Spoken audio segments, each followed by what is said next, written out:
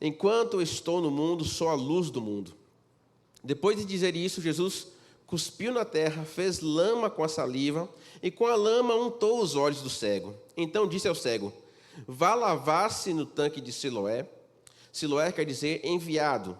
O cego foi, lavou-se e voltou vendo. O título dessa mensagem é Jesus está vendo. E tenho certeza que você que é pai, talvez os pais um pouco mais antigos, talvez os novos não usasse tanto essa frase, mas quando o filho faz algo errado, Deus está vendo. Olha, Deus castiga. Eu cresci ouvindo muito essa frase da minha mãe. Do meu pai nem tanto, mas da minha mãe sempre ouvia isso, porque praticamente eu nasci na igreja, então ela sempre me conduziu nos caminhos do Senhor, e quando ela via eu fazendo alguma coisa errada, era óbvio que essa frase iria soar. E eu, temente a Deus, então eu tinha mais medo de Deus do que desejo de vê-lo. Poxa, se Deus vai aparecer toda hora que eu erro, meu amigo, então eu estou ferrado. Pensava eu assim. Mas eu quero, mais adiante você vai entender qual é a razão da escolha desse título.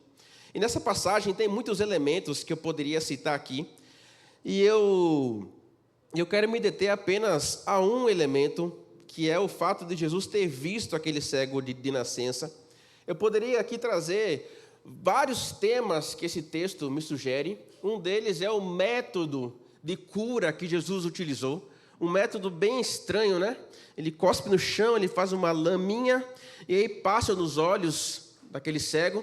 Ele poderia apenas ter colocado as mãos e o menino voltaria a ver, mas ele usa um método bem comum e chama a atenção isso. Talvez se fôssemos nos nossos dias uma geração de crentes tão Nutella que vemos aí, talvez iria até negar, rapaz, eu vou me sujar de lama? Não, imagina. Mas Jesus faz isso e manda o menino, olha, vá lavar-se lá no tanque de Siloé. E o menino foi, lavou-se e voltou enxergando. O meu propósito hoje não é falar de outros elementos, como Jesus fala assim, olha, isso aqui nem ele, nem os pais pecaram, mas é para que a obra de Deus se manifestasse sobre ele. Eu não quero focar nesse ponto. O meu propósito é ver como Jesus lidou com esse menino, como Jesus estava passando, estava caminhando, ele não foi em direção a esse rapaz, ele passou e viu esse menino e deu atenção a esse menino. E é interessante que os discípulos, ao olharem para aquele jovem, eles perguntam assim, Senhor, quem foi que pecou? Foi ele que pecou ou foi os pais dele? Foram os pais que pecaram? Por que eles fizeram essa pergunta? É uma pergunta interessante. Eu não sei se você já se atentou para esse tipo de pergunta. Por que eles fizeram? Tinha uma razão. Lá em Êxodo, capítulo 20, verso 5, diz que o Senhor visitaria a iniquidade dos pais dos filhos até a terceira e quarta geração. Então, para o judeu, ver alguém em sofrimento físico, uma doença como essa, era sinônimo de pecado. Então, eles olhavam para aquele rapaz e só viam nele pecado. Então, se ele estava assim, é porque alguém pecou. Ou ele ou os pais dele pecaram. Era essa a visão que os discípulos tinham, que os judeus tinham, desse tipo de enfermidade na época.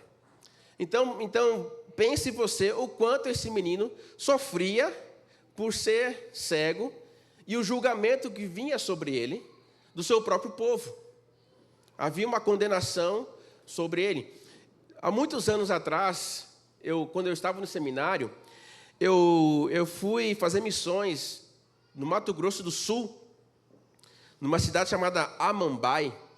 E lá tem uma tribo de índios que eu não me recordo agora a origem deles, o nome da tribo.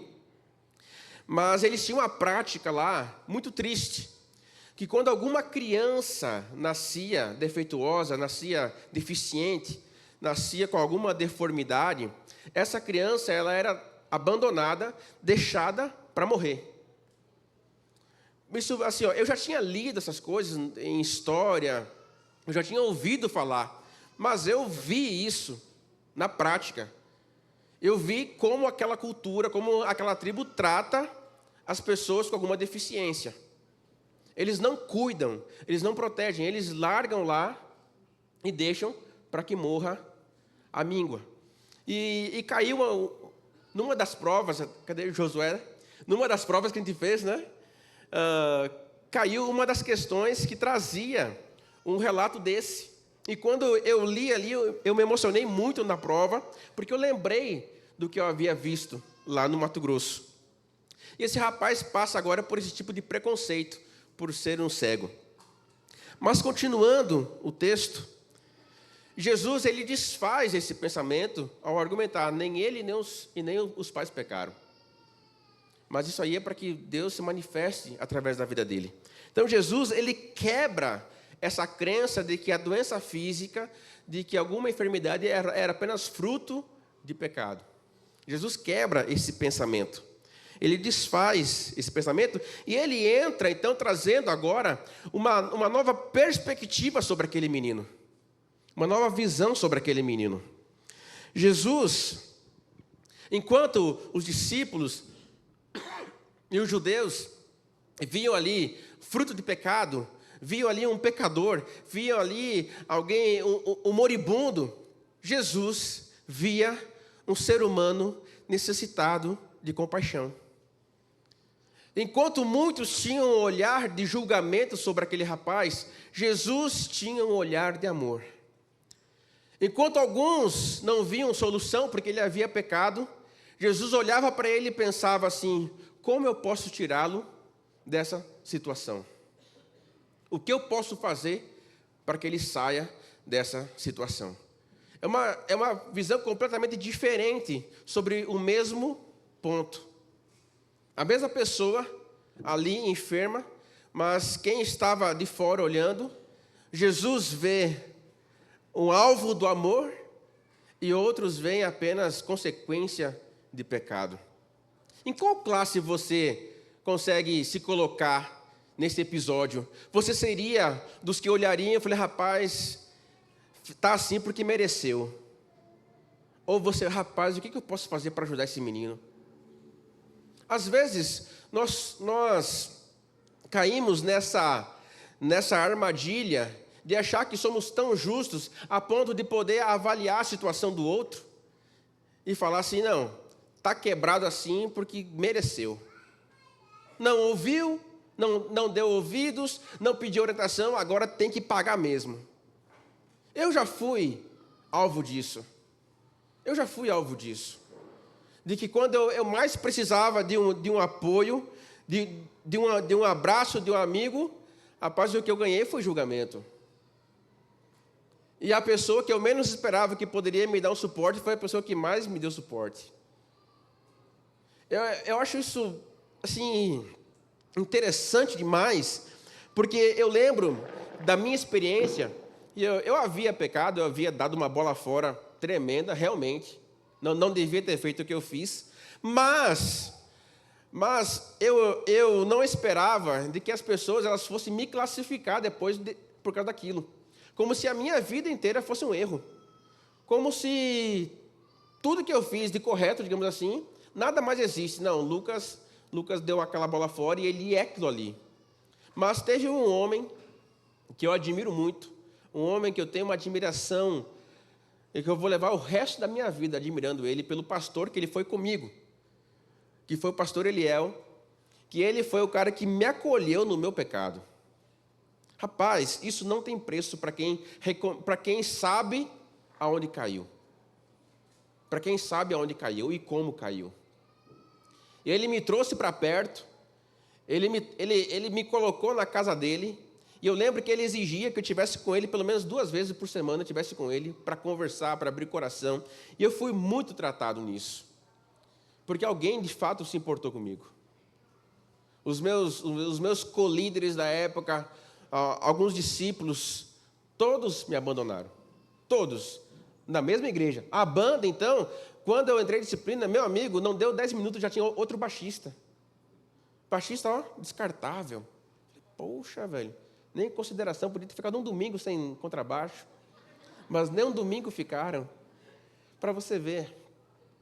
Mas eu entendo que as pessoas, às vezes, elas ainda não tiveram um real encontro com Jesus, então não tem uma definição certa do que seja o amor, do que seja o se importar. Mas Jesus está nos ensinando, nesse texto, o que é de fato se importar, o que é de fato amar.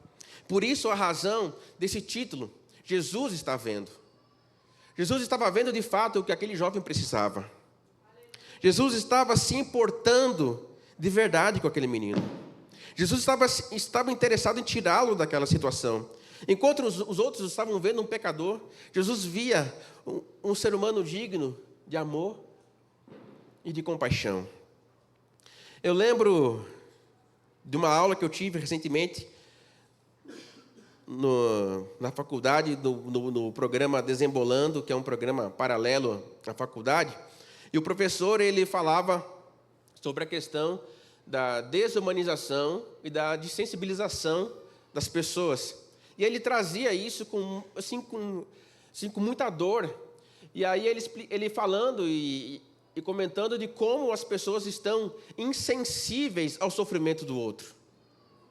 Estão alheias à dor do outro. Ou senão, diante de uma cena ou de uma situação de sofrimento, elas não sentem nada. Vê lá uma criança sendo morta, não sente nada. Ah, não é meu filho, não é meu sobrinho. Vida que segue. A normalização do que é anormal. É impressionante isso, de comportamentos que há décadas atrás era criminalizado, hoje que nada, não é comigo, não é comigo. Eu estou bem aqui, minha esposa e minhas filhas estão protegidas, então está tudo em paz. Essa falta de amor humano. E Jesus está diante de uma situação exatamente assim. Os discípulos não se preocuparam em atender aquele rapaz. Aqueles discípulos, eles estavam mais preocupados com suas questões teológicas, com suas dúvidas intelectuais. Mas Jesus estava se importando com a vida. Jesus estava se importando com a vida. Preste atenção nisso. Nada passa despercebido aos olhos de Jesus. Ele está atento às necessidades daqueles que estão próximos a Ele. E aqui eu posso citar alguns exemplos. Lá em Marcos, capítulo 6, nós não vamos ler o texto para não perder muito tempo. Mas lá em 6, no verso 34... vai falar assim, eu só vou ler um trecho. Ao desembarcar, Jesus viu uma grande multidão e compadeceu-se dela, porque eram como ovelhas que não têm pastor. E começou a ensinar-lhe muitas coisas. Você vai lembrar desse trecho, que é a multiplicação dos pães e peixes. E aí então Jesus, ele desce do barco, ele vê aquela multidão e ele se compadece. Compadecer significa sofrer com. E ele olha para aquela multidão e fala assim, rapaz, são como ovelhas sem guia, ovelhas sem pastor. Então ele para ali e começa a ensinar aquelas pessoas. E o texto continua falando que vai passando o tempo, vai chegando o entardecer, e os discípulos falam assim, olha Jesus, manda eles embora para que eles possam comprar comida, acha algum lugar para dormir, fazer alguma coisa. Jesus fala assim, não, mas deem vocês de comer a eles. E eles falaram, só tem aqui 5 pães e 2 peixes. Mas olha só a visão de Jesus, novamente a visão dos discípulos. Os discípulos queriam, vaza, vai embora, procura um lugar para dormir aí, para comer. Mas Jesus fala assim, não, vamos alimentá-los. Olha que visão diferente. Jesus se importou com aquele público que parou para ouvi-lo. E deu tanto alimento espiritual quanto alimento sólido, material. Jesus, de fato, se importou. Uma outra história que eu posso ler para você aqui é Lucas, capítulo 7, versículo 11. E o versículo 15 diz assim, pouco tempo depois, Jesus foi a uma cidade chamada Naim, e os seus discípulos e numerosa multidão iam com ele. Ao aproximar-se do portão da cidade, eis que saía o enterro do filho único de uma viúva, e grande multidão da cidade ia com ele. Ao vê-la, o Senhor se compadeceu dela e lhe disse: não chore. Chegando-se, tocou no caixão e os que estavam carregando pararam. Então Jesus disse: jovem, eu ordeno a você, levante-se. O que estava morto sentou-se e passou a falar, e Jesus o restituiu à sua mãe. O sofrimento daquela mãezinha não passou despercebido por Jesus. Passou pela multidão, por várias pessoas que estavam seguindo Jesus. Mas Jesus viu aquela cena e se compadeceu daquela mulher. Quem aqui já perdeu um ente querido, assim, bem próximo mesmo? Quem aqui já perdeu? O irmão, o pai, mãe, marido, filho? Então você entende a dor dessa mulher. Eu não sei como vai ser meu Natal esse ano, mas acredito que vai ser bom. Porque o último foi horrível. Porque eu perdi minha irmã na véspera. Minha irmã faleceu no dia 23. Eu viajei para lá para enterrar ela. Eu lembro que a ceia do dia 24 não foi ceia. Foi muito difícil consolar meus pais. E eu lembro que a gente ficou um tempão sentado assim em silêncio na cozinha, sem falar uma palavra. Meu sobrinho, filho dela, chorando. E foi muito difícil. E aí, então, eu entendo essa mulher aqui. Eu olho para ela assim, eu sei o quanto ela estava sofrendo. Era filho único. E Jesus olhou para aquela dor e se importou. Jesus olhou para aquele sofrimento e pensou: o que eu posso fazer por essa mulher? Será que um abraço resolve? Será que um tapinha nas costas e fala assim: Deus está no controle, resolve? Será que olhar para ela e falar assim: ô minha amiga, todo mundo vai passar por isso? Será que consolaria? Mas não, Jesus se compadece. Lembra do conceito de compadecer? Sofrer com? Jesus sofre com aquela mulher e chega até aquele caixão, toca e manda o menino levantar e devolve ele à mãe. Porque Jesus se importa. Jesus está vendo o sofrimento. Jesus está vendo o meu e o seu sofrimento. Jesus está vendo a minha e a sua dor. Jesus vê a dor e se importa. Uma das cenas mais lindas que eu acho da Bíblia é João capítulo 11, versículo 33 ao 35, 36, diz assim: ó, quando Jesus viu que ela chorava, e que os judeus que acompanhavam também choravam, agitou-se no seu espírito e se comoveu. E perguntou: onde vocês o puseram? Eles responderam: Senhor, venha ver. Jesus chorou. E olha só, então os discípulos disseram: vejam o quanto ele o amava. Esse trecho é da morte de Lázaro. E por que eu acho tão linda essa história? Porque Jesus, ao ver as irmãs Maria e Marta chorando, ao ver ali os amigos e vizinhos chorando, ele foi movido por aquilo. O seu espírito ficou comovido com o que ele viu. E ele foi às lágrimas. Amados, isso me ensina tanta coisa. E uma delas é que Jesus, ele quer interagir com a vida humana. Ele quer interação com a pessoa. Jesus poderia ter chegado como Deus e falado: não, fique tranquila aí, Marta, para de chorar, eu vou curar, fique de boa. Não, ele se envolve com a dor. Jesus quer se relacionar por inteiro comigo e com você. Ele não está lá apenas sentado num trono: venha e me adore, venha e me adore. Não, ele quer estar em você. Ele quer fazer parte da sua vida. Eu tenho uma experiência muito forte que aconteceu recentemente comigo. Eu já contei na conexão, acho que contei para alguns amados, mas nunca contei publicamente assim. Quando nós estávamos reformando a casa. Eu deixei esse no trabalho e fui na casa levar um material, não sei se era de pintura, o que era. Eu fui levar o material e levei a minha companheirinha junto, que é a Júlia. Está sempre grudada comigo, e ela foi junto no dia. E aí ela estava meio sonolenta e tal, aí fui na obra, deixei o material lá.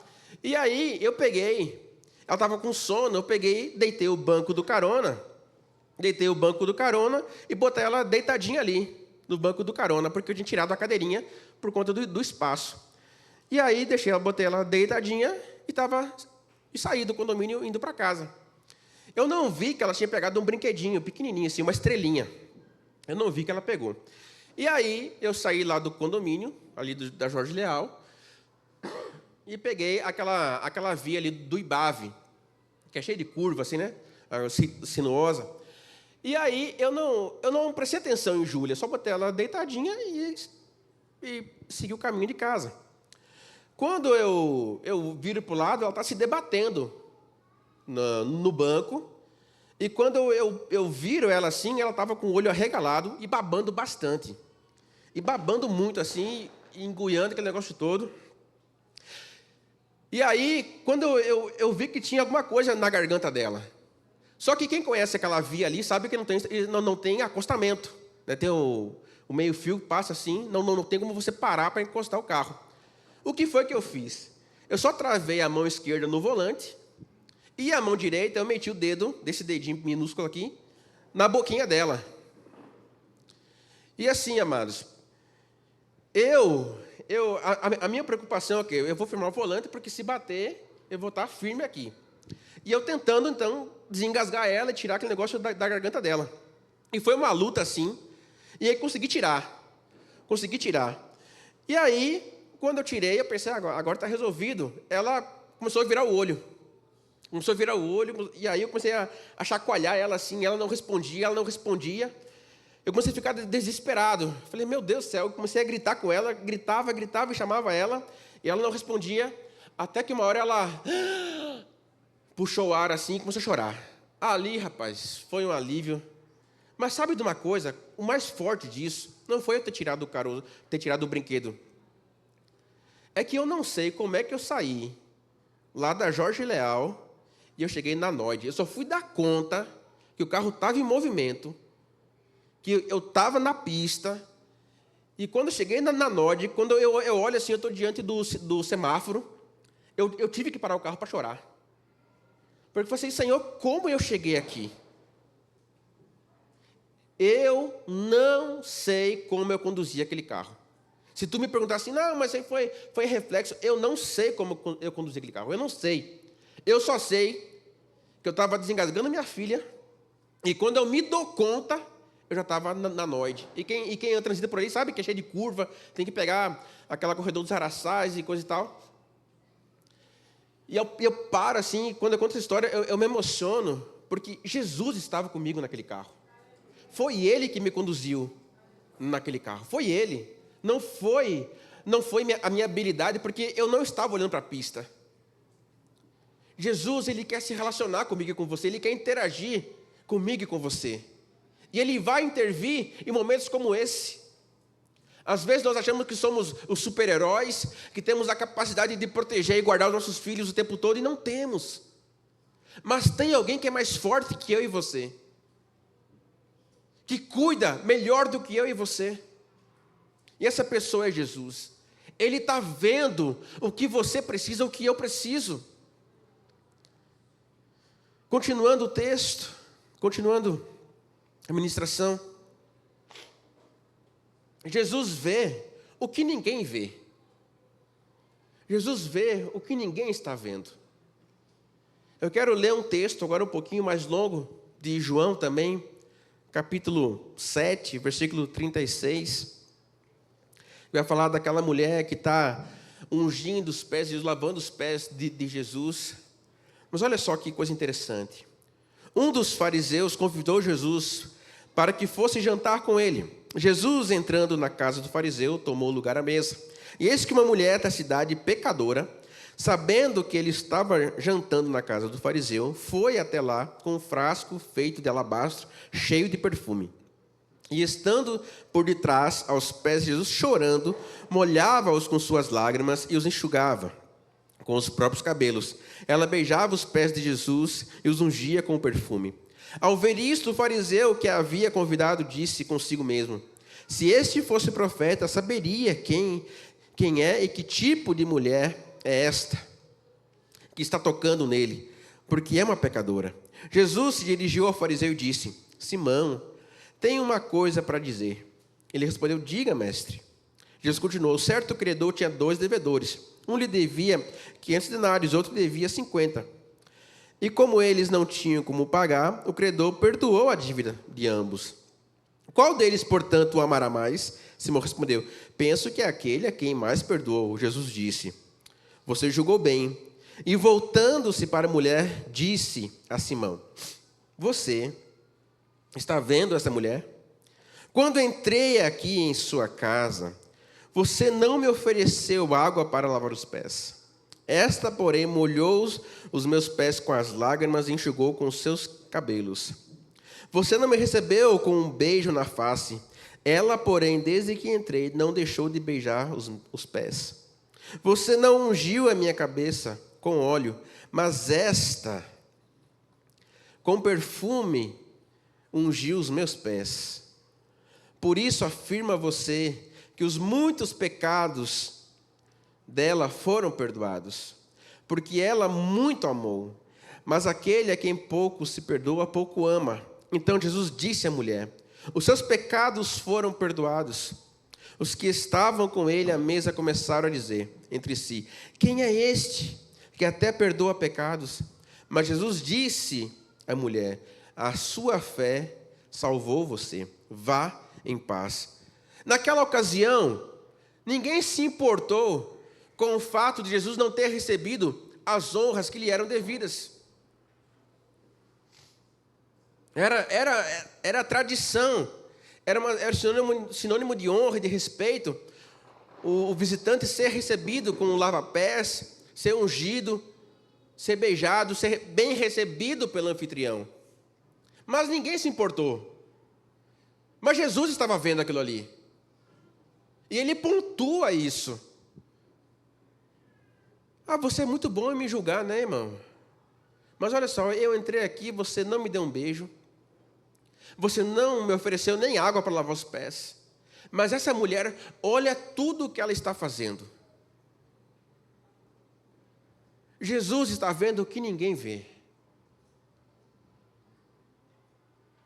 Talvez aquele anfitrião ali só convidou Jesus só por uma questão de status. Rapaz, olha, vamos criar um engajamento aí, vamos ganhar like, então eu convido o cara para vir na minha casa, e aí eu fico visto também, talvez alguém comece a me seguir porque eu convidei fulano.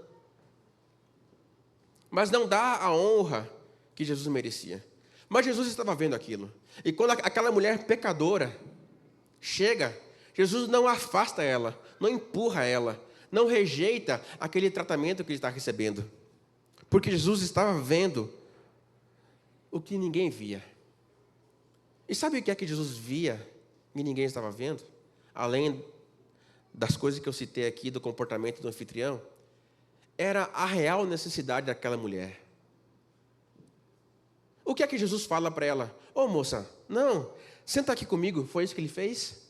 Moça, não precisa não, guarda aí esse perfume, depois a gente vai juntar uma oferta para você, foi isso que ele fez? Ela teve lugar à mesa? Não teve lugar à mesa. Jesus perdoa os pecados daquela mulher. Era disso que ela precisava. Jesus perdoa os pecados dela e despede ela em paz. Aquilo que de fato ela tanto precisava foi o que Jesus deu a ela: perdão dos pecados. Jesus está vendo o que ninguém vê. Jesus via quanto aquela alma estava carregada e pesada pelos pecados. E somente o perdão dele poderia aliviá-la. Somente o perdão poderia trazê-la de volta à vida. E foi isso que Jesus deu àquela mulher. Devolveu-lhe paz e perdão e dignidade. Jesus está vendo o que ninguém vê.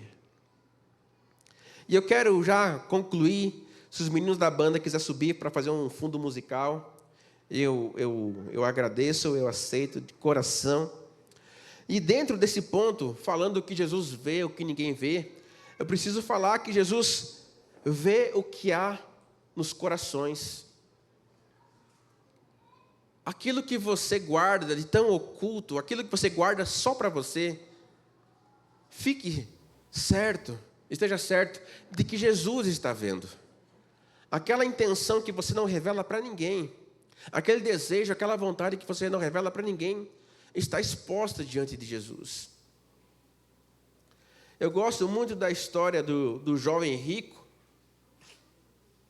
quando ele procura Jesus para saber sobre a vida eterna. Ele tem um interesse genuíno, ele tem ali uma busca, e Jesus pergunta para ele, né, sobre a lei, e ele fala que ele obedece, que ele segue, que ele é irrepreensível, e de fato era. Mas tem um negócio interessante, que no verso de número... Cadê?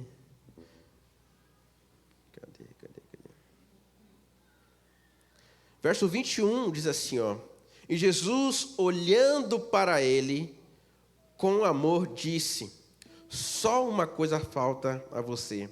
Vá, venda tudo que tem, dê o dinheiro aos pobres, e você terá um tesouro no céu. Depois venha e siga-me. Essa história está em Marcos, capítulo 10, versículo 17. O menino dá ali o seu currículo, dá ali o seu histórico, mas Jesus fala assim: ainda falta uma coisa. Vende tudo o que você tem, dá aos pobres, aí você me segue. Esse menino, quando ele é confrontado com essa ordem, a busca dele pela vida eterna termina. Ele não consegue abrir mão, porque o seu coração estava nos seus tesouros. É o que fala em Mateus, fala disso, que onde estiver o seu tesouro, ali estará o seu coração.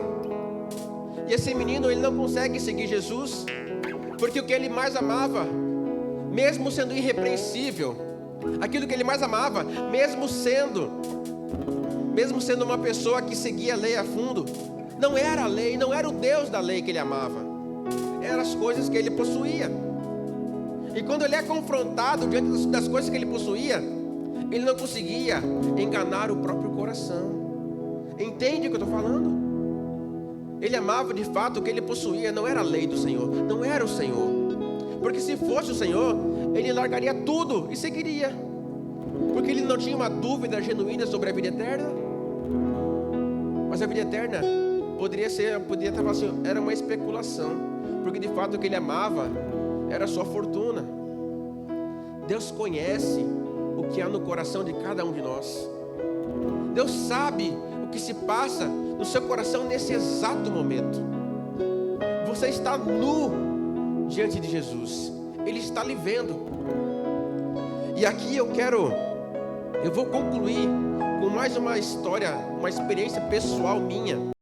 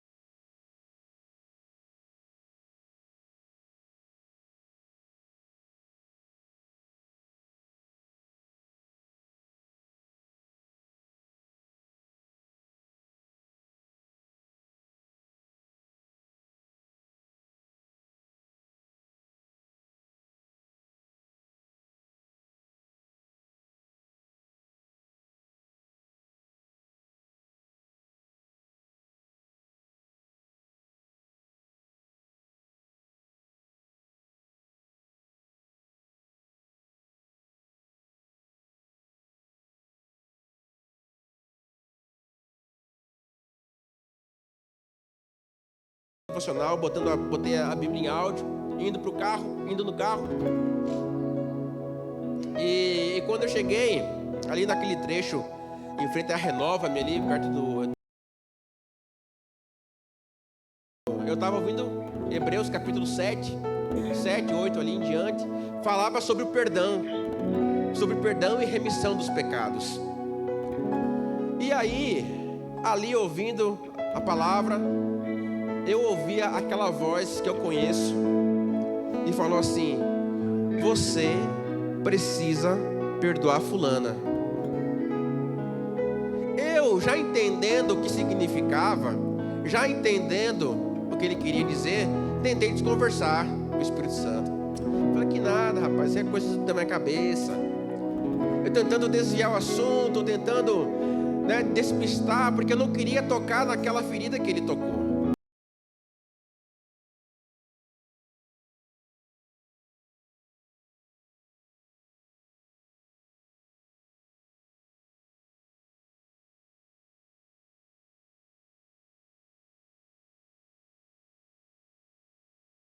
Rapaz, e aí eu comecei a discutir com ele. Falei: Espírito Santo, na moral, eu falei assim, na moral, tu tá de sacanagem comigo. Assim mesmo, eu tô falando com você como eu falei com ele. Na moral, Espírito Santo, tu tá de brincadeira comigo. Tu sabe o quanto ela me feriu. Tu sabe todas as palavras que essa pessoa me disse. Tu sabe o quanto ela me ofendeu. Tu sabe o tanto de esforço que eu tive que fazer para continuar aqui como eu estou. Tu sabe o quanto ela me machucou. E agora tu pede para eu perdoar? Tu só pode estar brincando comigo. Isso eu no carro conversando com ele. Ele falou: eu sei, mas você precisa perdoar essa pessoa.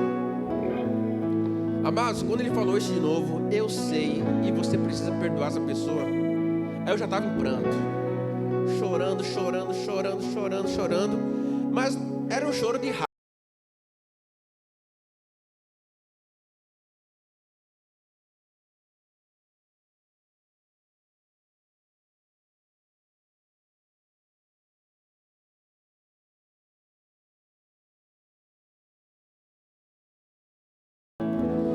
E aí eu discutindo com o Espírito Santo ali, brigando e gritando, mas não teve jeito, ele é mais forte do que eu.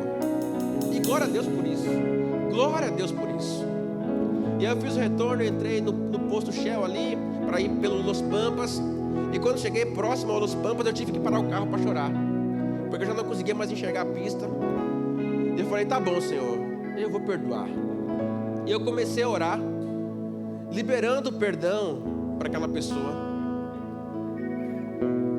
E foi muito difícil, não foi fácil perdoar, foi muito difícil, mas eu fiz, mesmo doendo, mesmo sentindo, porque cada vez que eu ia falando, eu ia lembrando de todas as coisas que essa pessoa havia me dito.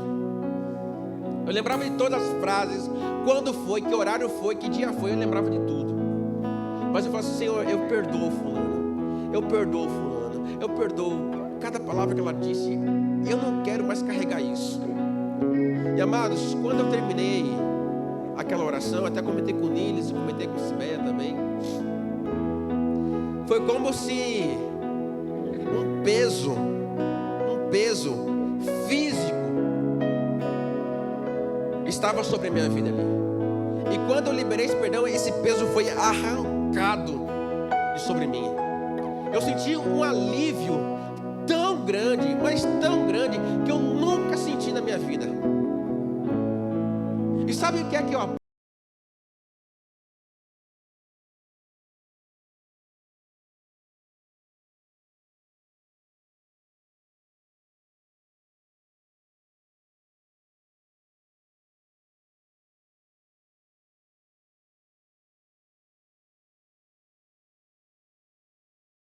de amor dele sobre a minha vida, falou assim: Lucas, hoje termina isso, hoje você resolve isso. Amados, essa mágoa e essa dor eu carregava por quase 15 anos.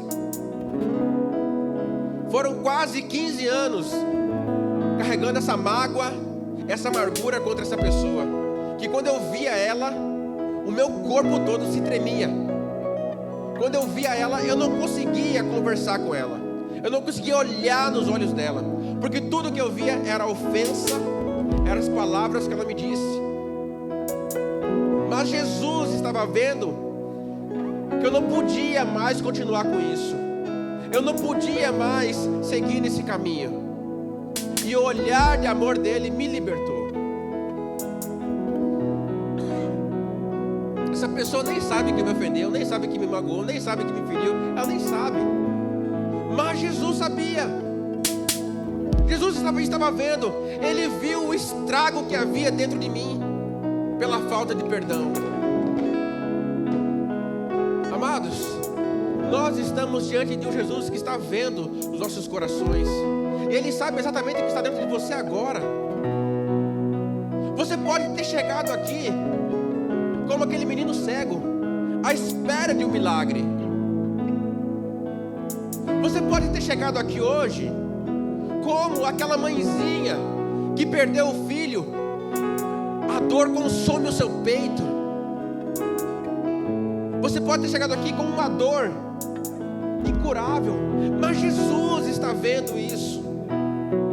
Você pode ter chegado aqui como essa pecadora, apenas precisando de perdão. Jesus está vendo você. E o olhar dele sobre ti é o olhar de amor. Não é o olhar de condenação.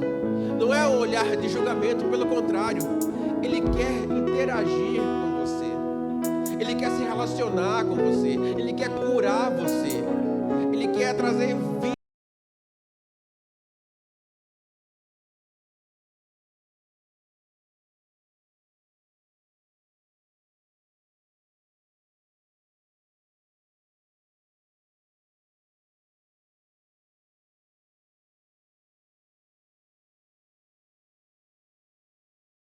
Presente a ele. Murilo vai fazer um apelo aqui para você. Ele vai agora conduzir esse momento. Mas permita-se ser ministrado nesse momento.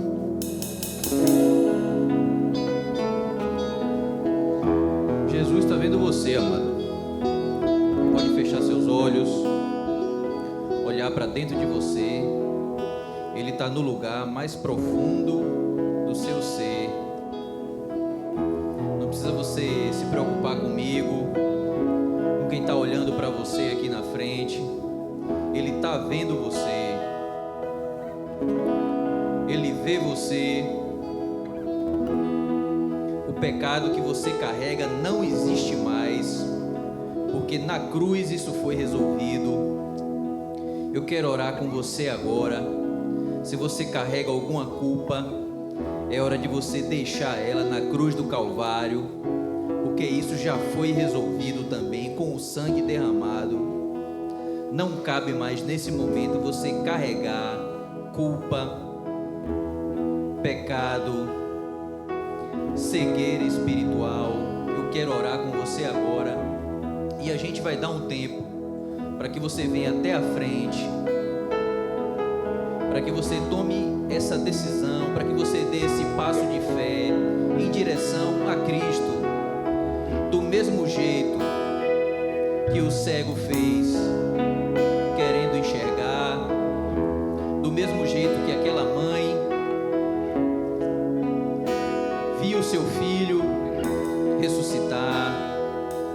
Esse é o momento de você deixar para trás a sua culpa e a sua cegueira, aquilo que aflige o seu coração.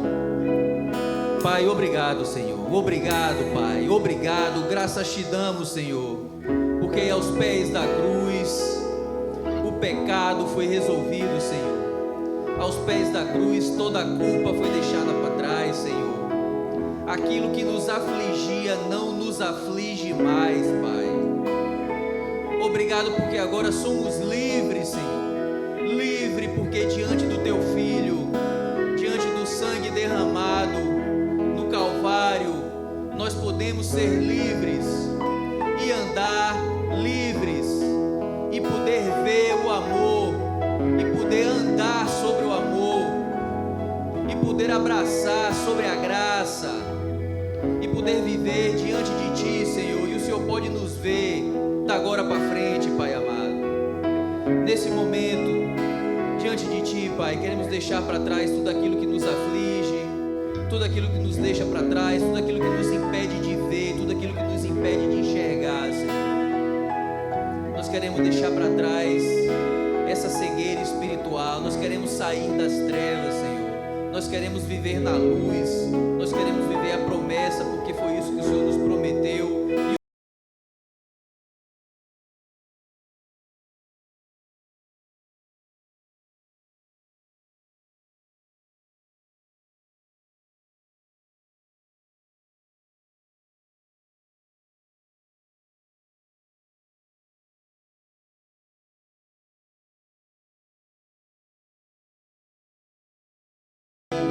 E que você da agora para frente passe a enxergar o mesmo Cristo que aquele cego viu, o mesmo Cristo que aquela mãe viu, o mesmo Cristo que eu conheço, que pastor Lucas conhece, que você conhece, mas que você ainda custa enxergar. Não cabe mais você carregar a culpa ou pecado diante daquele que já deu a vida por você e por mim, em nome de Jesus.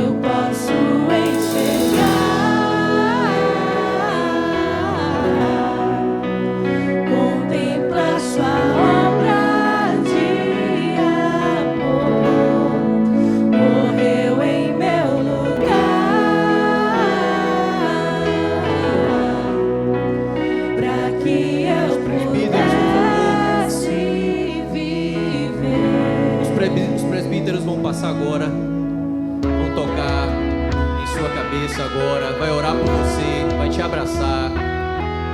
Você agora passa a ver do mesmo jeito que o cego viu.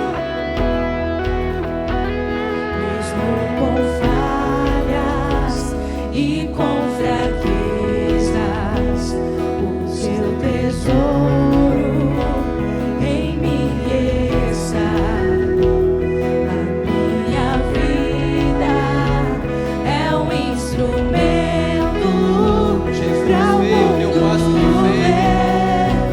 Jesus está vendo o meu passo de fé hoje. Esse passo de fé não é na história, esse passo de fé é na eternidade, amado. Perdido andei, mas Cristo me achou. O cego já não sou. Eu posso enxergar, contemplar sua obra de amor, morreu em meu lugar,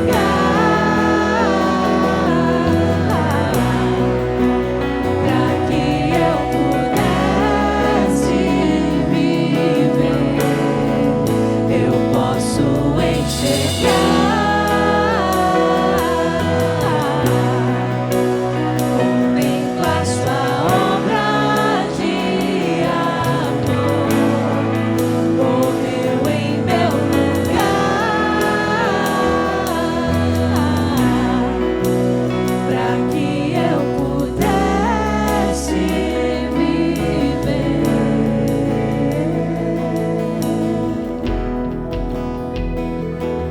Pode abraçar teu filho aí, esse passo de fé de teu filho é real, amado.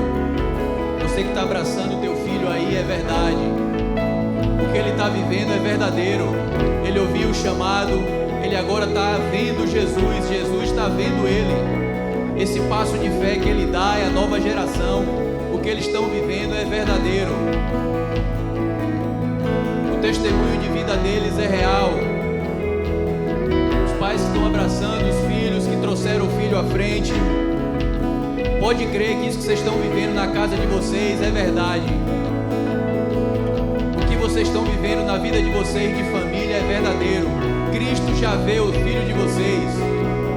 O filho de vocês já dá testemunho da presença do Espírito Santo na casa de vocês, na vida deles, onde quer que eles vão.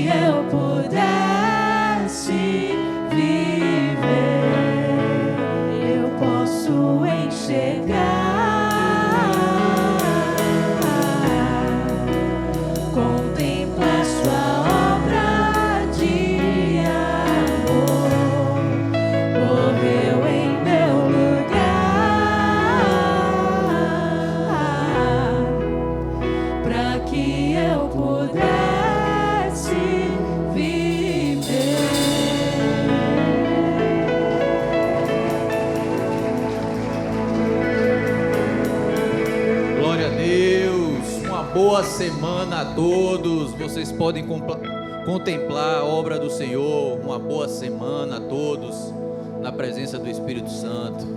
Vontade de Deus cumprida, a alegria do Senhor, na presença dos seus filhos. Uma boa semana a todos.